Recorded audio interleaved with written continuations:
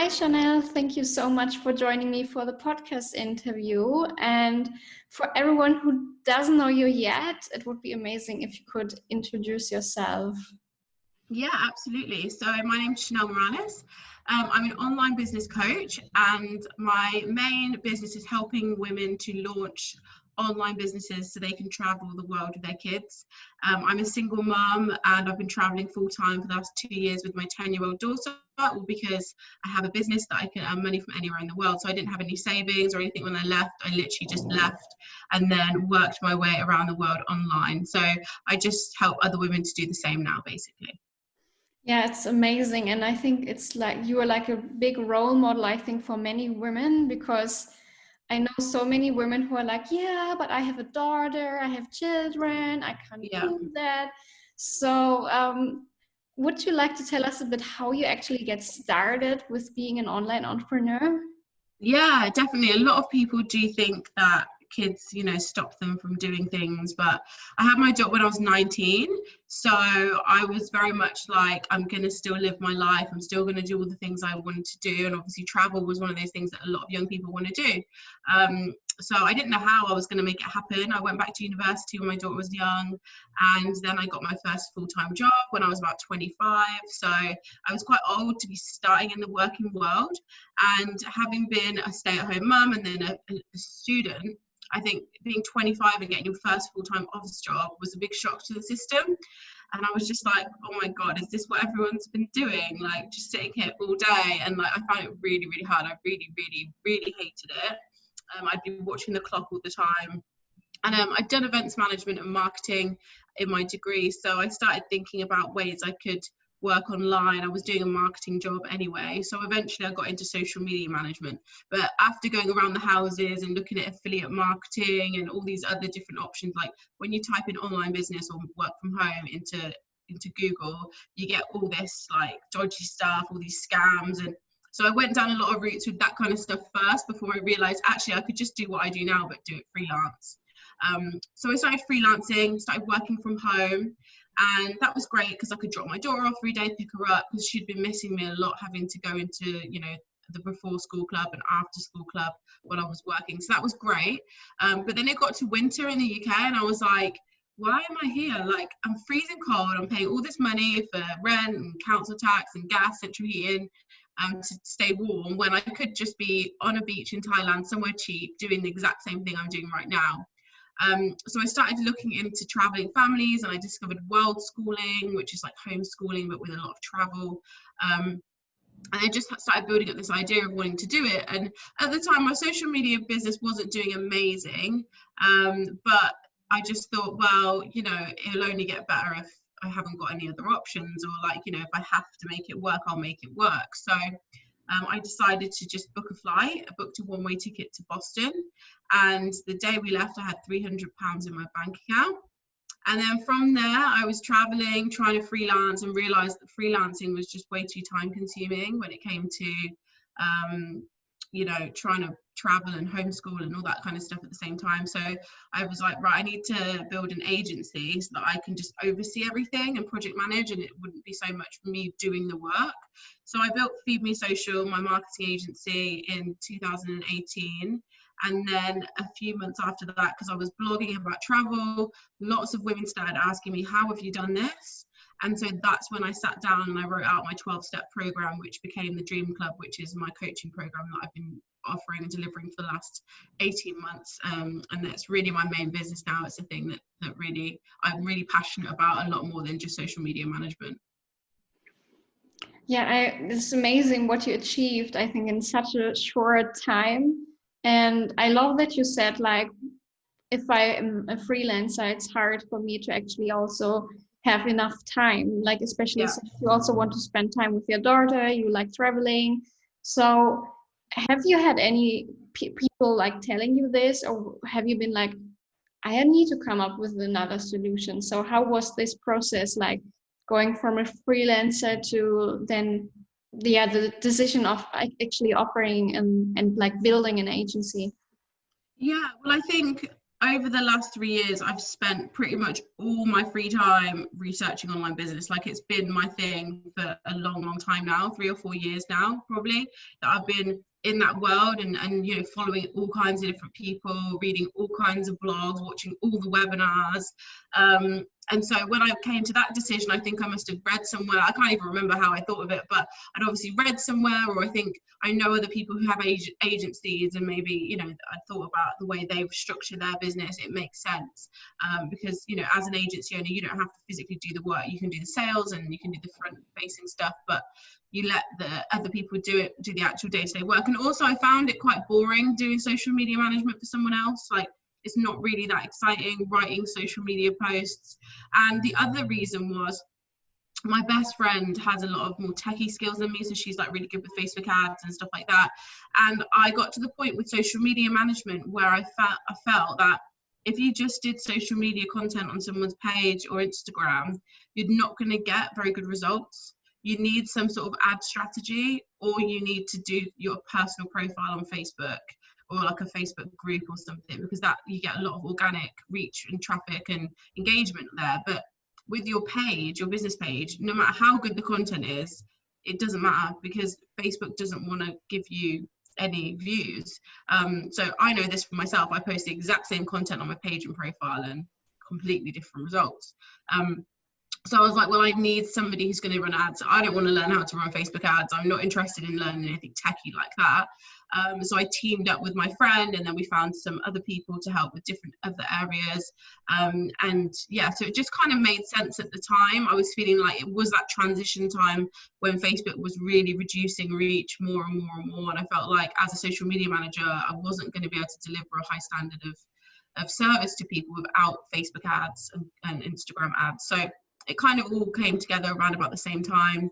And yeah, it felt like it made sense. And I've realized I am better as a leader manager than I am probably as a detail orientated actual deliverer of content anyway. So how did it feel for you, or how was it back then for you to actually like team up with someone? Because I know so many are scared that maybe if they hand over some tasks, they won't get done as good as they would do them, and all these things. So how was it for you? Was it like something you also thought of, or was it for you like, come on, I'm just going to do it? Well, it was a learning experience, definitely. I mean, I tend to be very trusting, so I do tend to trust people first, and that isn't always a good thing, because I did have some people who messed stuff up and I had to go in and fix it, or I had to get someone else to fix it.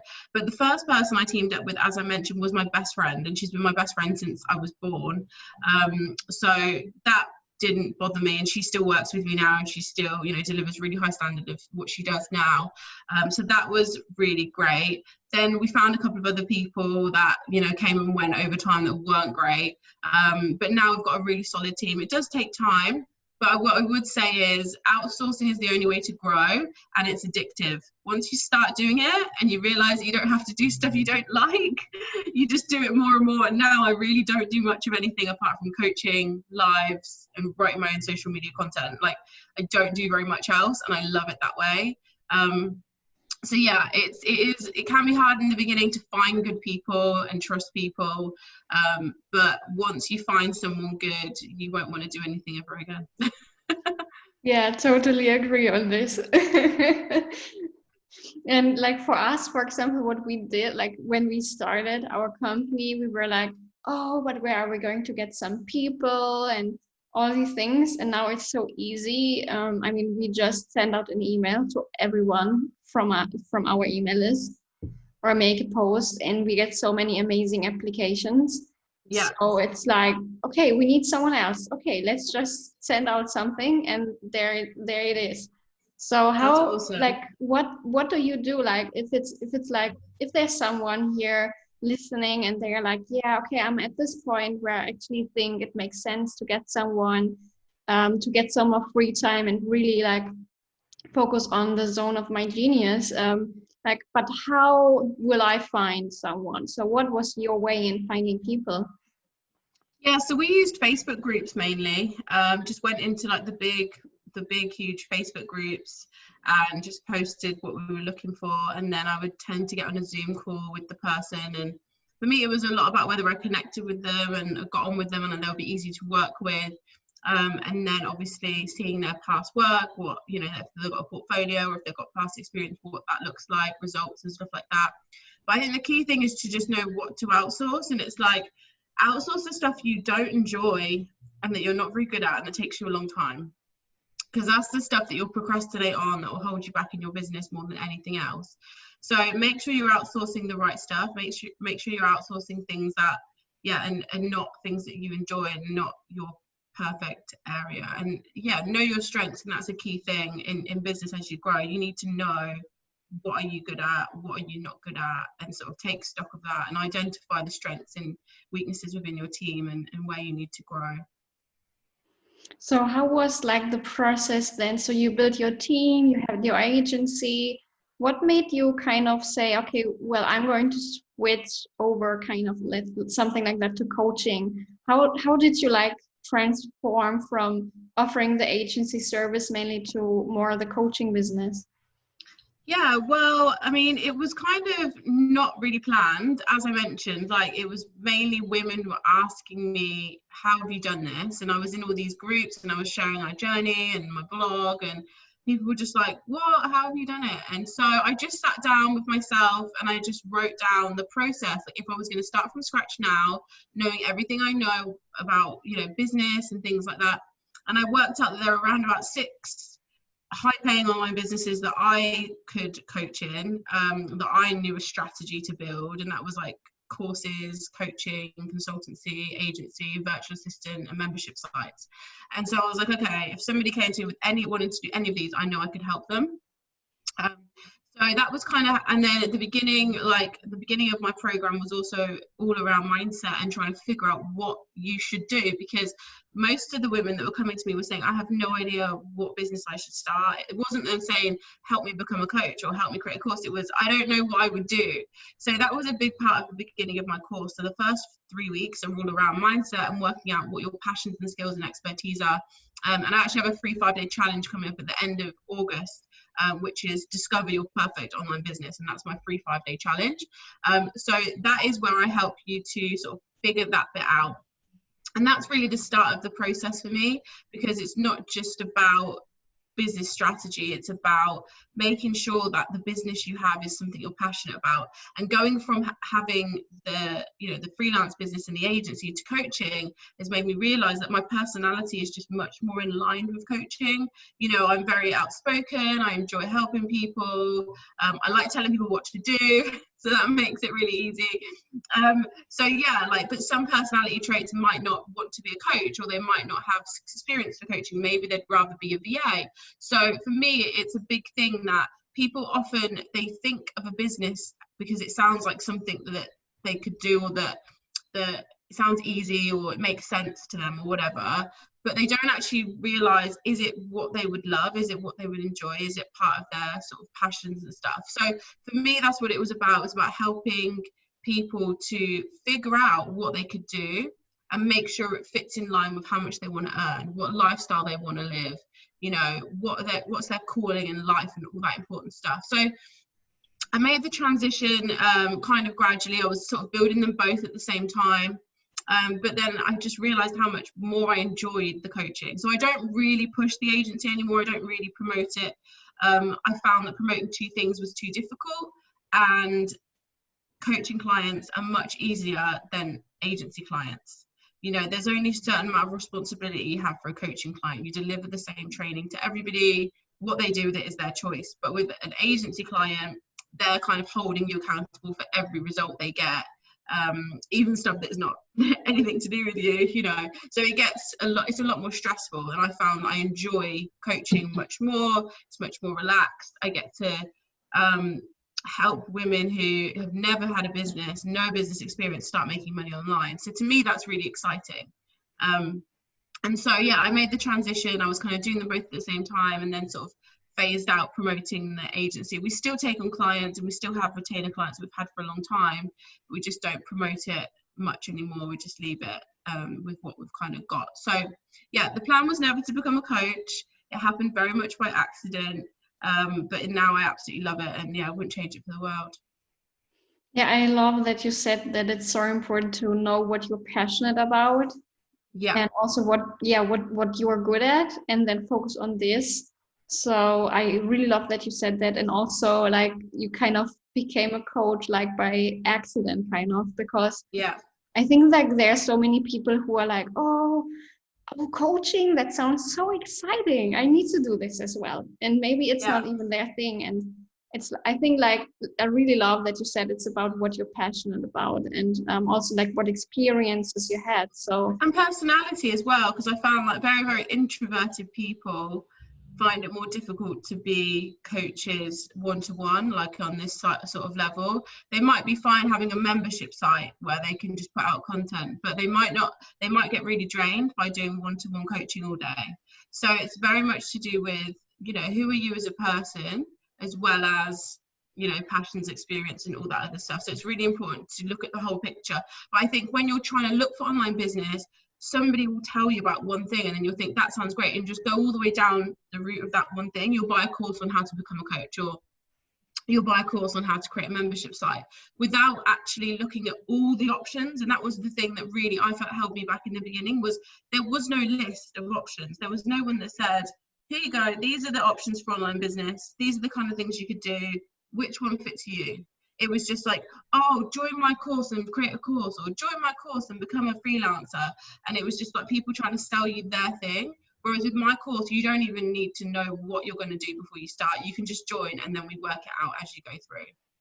yeah, that's a really great point. And also I really love that you talked about mindset, that it's also included, because I think that's so important. And I think Yeah. like as an entrepreneur it's always important, but if you want to start, especially, there are so many blocks in your way.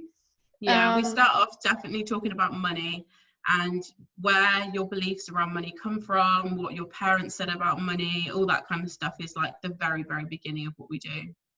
so probably like if we go back, well, when you started your business, probably you also had some like issues to work on, or like I how knew was your journey? nothing. Yeah, I knew nothing about money mindset when I started my freelancing business. I was trying to be like, oh, if I do it for like £200 a month, like super cheap, that means I'll get more clients. You know, you go for that. Like, if it's cheaper, it means you can get more. I also targeted small business owners. And if you know anything about social media management, small business owners really can't afford a social media manager. I mean, it's just not practical, because they're not going to get that return on investment from content that they'd need in a small business, you know? So that was all wrong. So, you know, this stuff that I learned the hard way is what I teach to women. Sell something expensive to people who have money. Stop targeting people at the bottom, because they have got no money to spend. So who's got money? What are their problems? How can you help them solve their problems? And position it for those people. You can always go back and help people who have no money later when you've got money. But right now you need to fill your pockets first. So that's a big thing that I didn't know at the beginning. I had no idea about, you know, value and pricing something more premium would actually get you more sales. Like, I didn't get that at all. I didn't understand really like how much time you would have to spend on something like social media management. So it's not worth your time for like £200 a month or whatever it was. So yeah, so many things that I didn't know that I learned the hard way that are all included in my course, so that people that work with me don't have to do it the wrong way for years and then figure out eventually years later. Yeah, we will also for sure link your course, because I know it's like really amazing value, and it's so important, I think, for people to really like learn from the basics and really get an Yeah, overview, like you said, instead of like thinking, oh, this could be something, and then they try. And I mean, of course, it's a learning if they try it and then at the end they find out it's not for them. But you can go yeah. like way quicker if you have someone like you or another coach like actually helping them to figure out what they want to do and how, instead of Yeah, like just jumping from here to there. I think it's about doing it in the right order. That's one of the things that I really help them with in the 12-week program, because some people will start off creating a website. That'll be the first thing they'll do. They'll have an idea and they'll go, I've got a name for it, I'm going to create a website. Or they'll try and create a logo, or they'll just do the things that we don't do till like week 7. before they've done the stuff like your market research, your ideal client work, and business planning and all that kind of stuff that needs to come first. Like, people just don't know what order to do stuff in. And I was the same. I've got so many web domains because when I started out, I would have this awesome idea and then I would buy a web domain and then I wouldn't know what to do with myself because I didn't actually plan it or think about it at all. So, you know, it's like about helping people go through the process in the right order. You know, first work on yourself, work on your mindset, work on your money blocks and all that kind of stuff. Then do some research and figure out what is needed, what's their market for, you know, what do people want, and then ideal client work. What's your niche? What's the pricing going to be? What's the actual point A to point B? What's the actual deliverable outcome that you're promising? And then you go into the, you know, branding, marketing, sales, all that kind of stuff further down the line. And it's funny because every time I do the 12-week program, the people at the beginning, they're like, I really want to just launch. I want to launch now. And we get to just before the week before launch and they're like, oh my God, I'm scared. I don't want to launch now. And then they're like wanting to go back. It's funny. So yeah, but they all get to the end of it. Many of them make sales before the end of it. And yeah, it's just a really exciting 12 weeks because you just see people's lives completely change and people's confidence as well. Like, a lot of women who start out with me, you know, have got quite negative beliefs about their abilities and themselves, and lots of women with, you know, who are very quiet or shy or introverted, and they come out so much and like they're just completely different people by the end of it, some of them. Yeah, that sounds really, really amazing. And I think, like, yeah, probably I could have needed it like years ago when I started. And then, I needed it. That's why I created it. I needed it. Yeah, it's like us, we had to kind of learn by our own and fight through it ourselves. Yeah, exactly. Yeah. So you make it looks like so easy also, like having a child, traveling, working. So how do you actually like find the time or make the time for traveling and spending time with your child while also being in business? Yeah, well, obviously we talked about outsourcing at the beginning, and that is super important. So I don't actually work that many hours. I work about 20 hours a week. My daughter was 8 when we left. She's nearly 11 now, so she is older. She's not like, you know, a lot of the women I work with have toddlers and babies, and I think that is a completely different ball game. I think that would be very, very hard. But she's, you know, she's self-sufficient. She has her online tutors that she works with. She has an online schooling platform that she uses, so she can kind of get on with that when I'm working. Sometimes she just plays games, you know. But yeah, so I only work 20 hours a week. I work Tuesdays and Thursdays are like full days. Wednesdays I have off, and weekends I have completely off. So Wednesdays and weekends tend to be the days we do stuff together. Mondays and Fridays I work, like, I don't really work Monday morning. I work like Monday evenings, and then I work Friday mornings and not Friday afternoons. So I get kind of a long weekend, and then we have Wednesdays, or I have Wednesdays off as well. So I've managed to balance it quite well. When I first started out, I didn't really think about balancing it, and I was just like opening up my calendar every day, 9 to 5, and then people were booking in like all random times, and I was like, no, I can't cope with this. So I just make sure that my calendar is really strict. My Calendarly is the only way people can book calls with me, and that is very limited. I only take calls Tuesdays and Thursdays. Sometimes Funny, I'm the same. Same. Yes, exactly the same days, like Tuesday, Thursday. Otherwise, That's no. great. I love it. I think it's perfect balance, because then the Wednesday just feels like, you know, really relaxed. So yeah, so I do that, make sure my calendar's, you know, very strict. I don't really go outside of those boundaries. And yeah, just make the effort to do something fun every Wednesday with her, and at the weekends as well. So that will usually be a day we would travel. If we were traveling, be like over the weekend or on a Wednesday. But if we're in one place, then we'll go out and we'll see the sights, or wherever we are, we'll do activities and stuff like that. So it's only really 2 days a week where she has to like completely kind of fend for herself.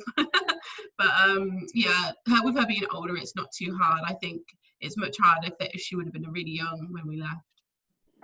Yeah, it's amazing, and it's so interesting to see that you are like really, really similar to the things I do, like with a structure and like a strict calendar, because there are so many people, when I speak to people about it, they're like, oh, how are you so organized? How do you do that? How do you have so much free time? And like, well, I have a structure, and that gives me more free time. instead of if I would just go random, because like so many people I think have the feeling that if they have a structure, it kind of limits them in their flexibility. But at the end, I think it's the other way around. So also, like, how do you like, what do you like maybe suggest people, or what could you like tell people if they are like, yeah, but you know, it's hard to set my boundaries, I can't say no if something comes in. So how would you like, what would you tell them to get better in handling these things? Yeah, well, first of all, I would say, you know, having your calendar set up for specific dates and only ever sending people those days, that calendar links, they can only book those times. I think as well, like when a lot of people have been working in a job all their life, they forget that they don't need to work every day when they have a business. Like they just continue with the same routine. They work Monday to Friday, 9 to 5, and it's like, no, the point of having a business is you don't need to do that. That's why you left your job and that's why you have a business. So I always say, like, figure out how many hours you want to work, how many days you want to work, and really be strict with yourself on that and say, actually, I only want to work 15 hours a week. So how can I create a business? This is what we do at the beginning of my program. Like, I want to work 15 hours a week and I want to earn 10K a month. Okay, which business would you need to start then? You know, which business model will give you those things? And how do you need to price your offer in order for that to be real, for that to work? And once you work out those things and work backwards from there, rather than just like creating something cheap and then be like, oh my God, I've got to sell 10 million of these to make the money I want. And then that means I need to work every single day, 24 hours a day. Work the other way around. So start with the money and the time and then work backwards from there. And a lot of people think they need to work long hours to make money. This is another money mindset block, another thing that our parents tell us. If you want to do well in life, you have to work hard. We have this mindset thought that if we don't work hard, we can never be successful. But actually, as an entrepreneur, the less you work, the more ideas you have, the more creativity, the more productivity, the more motivated you feel. So I would say to anyone who's got a business who feels like they're working a lot, just cut 10, 15 hours out of your working week and watch what happens. Because I bet your results and your productivity will be so much higher. Give yourself 2 full days off a week or 1 day off a week, and just see what happens. And I bet your business will really change. Yeah, I love that. And it's so true. Like, especially like I have also like quite a big German audience since I'm German. And yeah, it's like a typical German thinking, like, but I need to work my ass off to be successful, and I need. Yeah, it's a very Western belief pattern, isn't it? That, you know, you have to work really hard kind of thing. Yeah. Yeah, well, thank you so much. And like we will for sure link the program you offer. Would you like to tell a bit more about your program? Yeah, so I've actually got the free 5-day challenge that's coming up at the end of August. It starts on the 24th to 28th of August, and it's called Discover Your Perfect Online Business. So it's totally free. It's in a Facebook group, and it just helps you to work out those skills and expertise and passions, and work out the money and the time and all those things that I mentioned today, so that you can discover which of the online businesses is the best one for you. And obviously then if you want help to launch that business, my 12-week program starts on the 7th of September, so you can then join the 12-week program. But at least you get to see me every day for 5 days, figure out if you like me, if you like what I do. And then if you want to join, obviously you can, but you don't have to. The 12-week program, as I said, starts on the 7th of September, and it's done just before Christmas, so you'll have an online business before Christmas. And we launch on week 7, so you know, some people have made money before the end of the program because we actually launch before the end of the program. So yeah, that's kind of the summary. I mean, I've mentioned quite a bit about it already, so yeah, that's awesome. Yeah, it sounds like a really, really great program. So if you are here listening and you want to start your own business and you are looking for a way to find clients and the business that you love, then make sure to check out the link. It's listed in the show notes, and also on social media you will find the link in the caption. And so we are going to go like to the last three questions I ask everyone to see, because it's so interesting to see the different answers. And we're going to start with like, let's say, easy one. So is there a quote or any saying, could even be like your own saying you live by? Oh, I've got so many, to be honest. You know, I think the main thing for me is to just live your life the way you want to live it, and don't worry about what anyone else says. Because a lot of times we can get bogged down with what family think or what people around us think. And I'm a firm believer, if you want to do something, don't worry about anyone else's opinions. Just do what you want to do. Yeah, I love that. And if there is like, and is there like any book, any podcast, any like special video, could be anything you are like, well, this is definitely one of my favorite places to go or to look at for learning and get inspired? Yeah, so I'm a big fan of Denise Duffield-Thomas, who wrote Get Rich, Lucky Bitch and Chillpreneur. Chillpreneur is awesome because it's all about how to create a business that's totally chill, which is 100% my vibe. So yeah, that's pretty awesome. Yeah, cool. I really like her stuff as well. Yeah, she's great. Cool. So, like the last question, you can go a bit more like deeper if you like an explanation or not. So, if you had a magic wand and you could like change something in the world or give something to people, what would it be? I think I would change the way that mums are able to work and like flexibility and stuff like that. Because I think a big part of the gender pay gap and the reasons why a lot of mums don't go back to work full time is all down to workplaces not being very convenient if you've got a child. So that was one of the reasons why I left my job.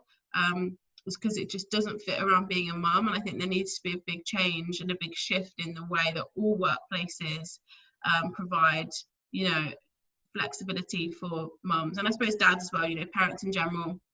And I know a lot of European countries are actually really great at this, but a lot of my clients are in America, where this is just like, I mean, they don't even get maternity leave. So it's just insane. And the UK, we do okay, but I think like the 9 to 5, I think that whole thing is just unnecessary nowadays. It's 21st century. You can all work from home. Like everyone's seen through COVID that everyone's been able to do their work fine from home. So it's like, why are we treating adults like children, forcing them to sit in an office when they really don't need to? So I think that's the big mission for me, is to just raise awareness for people that you don't have to do that. And it's actually really ridiculous for jobs to still be that way in the 21st century. It's just like not necessary. Well, yeah, I love that. And it's like, well, our team completely, we all work remotely. Like everyone can pretty much be wherever they want to be.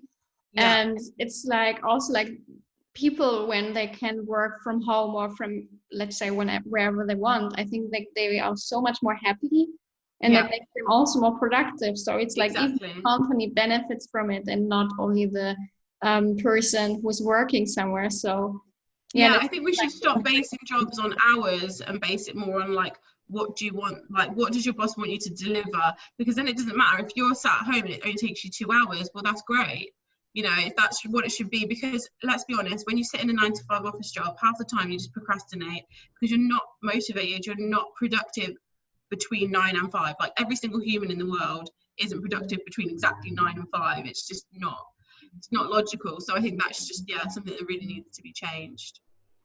Cool. So thank you so much for your time and the great interview. And yeah, is there anything like left to say you would like to say to everyone listening? Just live your best life. Like go out there and figure out what you want, and don't be afraid to go after it, even if it seems like impossible. Right now, like I thought it would be absolutely impossible for me to travel. I had no money and I was single mom, and I just started looking into different options, and I discovered so many things and so many ways to do it on a budget and to stay places for free and all that kind of stuff. And so I think if you want something enough, just keep trying until you get it.